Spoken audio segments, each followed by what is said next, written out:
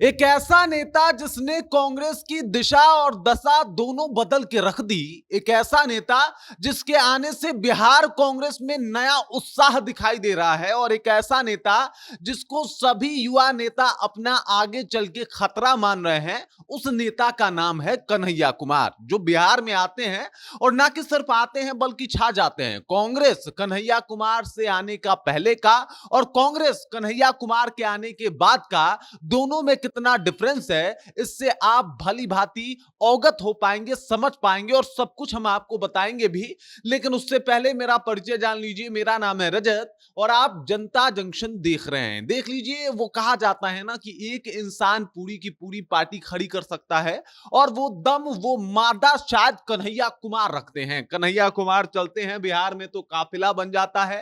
कन्हैया कुमार बिहार आते हैं तो कांग्रेस जो है वो एकदम से नियम कानून और नियमावली से चलने के लिए प्रयासरत हो जाती है। आज की अगर बात करें तो कांग्रेस में नए जिलाध्यक्षों को चुन लिया गया है और वो सभी नए जिलाध्यक्ष जो है वो दिल्ली जा रहे हैं मीटिंग करने के लिए कि आखिरकार 2025 का विधानसभा चुनाव कैसे लड़ा जाएगा। आप याद कर लीजिए कि 90 के दशक के बाद कब कांग्रेस इस तरीके से एक्टिव हुई थी, कब कांग्रेस के सभी जिलाध्यक्ष एक साथ दिल्ली गए थे मीटिंग करने के लिए कि भाई साहब चुनाव कैसे लड़ना है।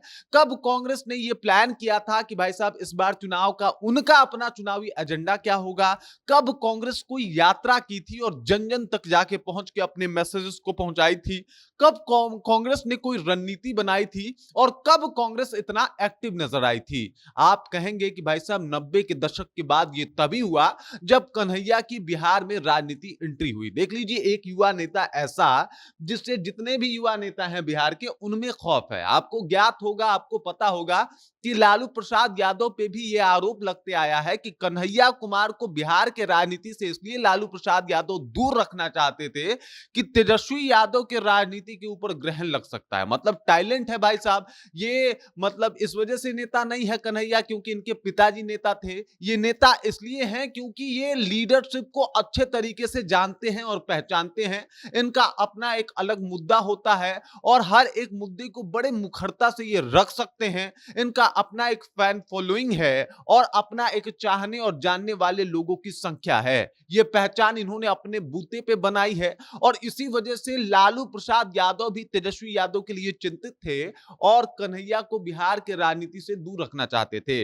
लेकिन इस बार कांग्रेस ने भारी मन से कन्हैया को बिहार के लिए रवाना किया और जैसे ही बिहार कन्हैया आए, कांग्रेस कम से कम न्यूज में तो दिखने लगा, कांग्रेस सोशल मीडिया पे ट्रेंड तो करने लगा, कांग्रेस के ऊपर रील तो बनने लगे। वरना ऐसा होता ही नहीं था और ऐसा कुछ देखने को मिलता ही नहीं था बिहार में। अब कांग्रेस ने पूरी राजनीति बदल के रख दी है।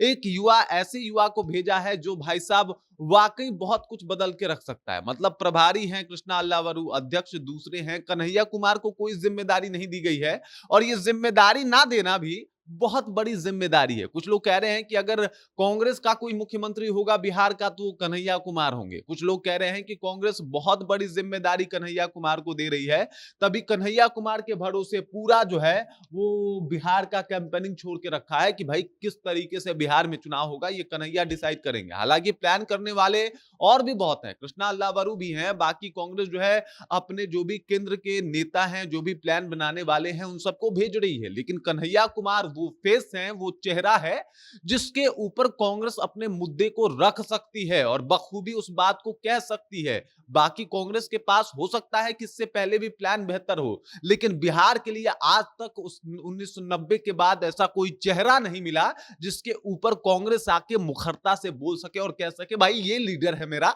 इससे आइए ना फड़िया लीजिए। अब जाके 2025 में वो तलाश पूरी हुई है कि भाई कोई ऐसा नेता आया है जिसके ऊपर कांग्रेस मुखरता से अपने मुद्दे को भी लागू कर सकती है और कन्हैया कुमार के मुद्दे को लोगों तक भेज भी सकती है। अब देख लीजिए, राहुल गांधी तक आ रहे हैं कन्हैया कुमार के इस जो यात्रा कर रहे हैं, पलायन रोको रोजगार दो यात्रा, इसमें राहुल गांधी भी सम्मिलित होने आ रहे हैं। साथ देंगे 7 अप्रैल को। ये सारी बातें बता रही है कि भाई साहब कन्हैया कुमार ने टोटली बिहार की राजनीति, खास करके कांग्रेस की राजनीति को बदल के रख दिया है और वो कांग्रेस जो एकदम से बैकफुट पे चली गई थी, जिसका कोई नाम नहीं जानता था या जानता भी था तो वो बेअसर नाम था, मतलब वो ना जानने के बराबर ही था, उसको बदल के रख दिया है और इन्होंने एक अपना एक अलग छाप छोड़ा है। ये छाप बताता है कि भाई साहब कन्हैया बिहार की राजनीति के लिए वो सिक्का साबित हो सकते हैं, वो सिक्का नहीं डॉलर कह दीजिए, नोट कह दीजिए, क्योंकि ये बहुत चलने वाले हैं और देख लीजिए अभी तो इन्होंने चल के ही यात्रा की शुरुआत की है, अब राजनीति में चलना बाकी है, वो भी हो जाएगा। कन्हैया कुमार के ऊपर हालांकि कई ऐसे आरोप भी लगे हैं, लेकिन कोई भी आरोप अभी तक प्रूव नहीं हुआ है और इसको लेके केंद्र सरकार भले ही कुछ भी कह दे, लेकिन अभी आरोप कोई भी सिद्ध नहीं हुआ है। कन्हैया कुमार आज भी दावा करते हैं कि आरोप सिद्ध करके दिखा दीजिए कि हमने ऐसा कभी नारा दिया हो या ऐसा कभी कुछ बोला हो। तो ये कन्हैया कुमार खुद बोलते हैं। अब सच्चाई क्या है भाई, ये तो कोर्ट में फैसला है, कोर्ट अब ये सब कुछ तय करेगा, लेकिन कन्हैया कुमार का भी अपना दावा है। एक पक्ष का तो सुन लेते हैं हम, दूसरा पक्ष का भी सुनना हमारा फर्ज बनता है, तो दोनों पक्षों को सुने तो फिर भाई कोर्ट के ऊपर ही फैसला छोड़ दें। अभी से ही कन्हैया को इस कैटेगरी में डालना गलत होगा। बाकी कन्हैया कुमार को लेकर और कन्हैया कुमार की वजह से जो कांग्रेस की रूपरेखा बदली है, इस बात को लेकर आप क्या सोचते हैं, आपके जहन में क्या कुछ चल रहा है, कृपया कमेंट कीजिए और अपना विचार हम तक पहुंचा दीजिए। बाकी आप देख रहे हैं जनता जंक्शन और मेरा नाम रजत है।